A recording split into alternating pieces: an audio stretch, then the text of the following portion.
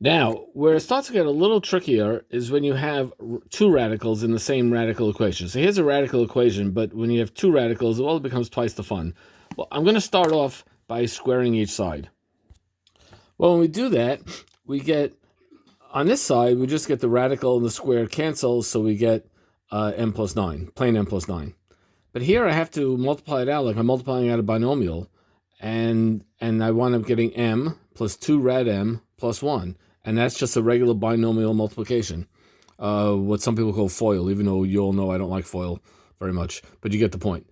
Either way, if you notice, we still have a radical. After all this work, we still have a radical, but we made some progress because we started with two radicals, now we're down to one radical. So all we got to do is get rid of this last radical, and we're good to go. So now I'm just going to solve the equation, and I'm going to start by subtracting n from each side, subtracting the 1. I want to isolate that radical because whenever I have one radical, I want to isolate it, and you'll see the magic.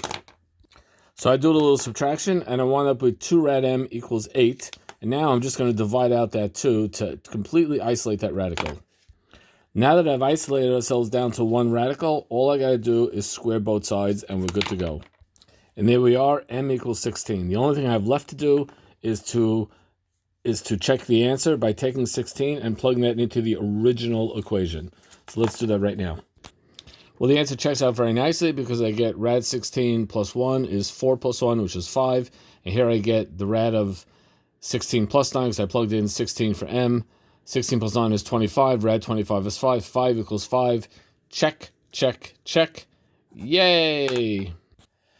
There are many real-life examples where we use radicals in equations to solve real-life problems. We're going to do a couple in the next video. And signing off. See you soon.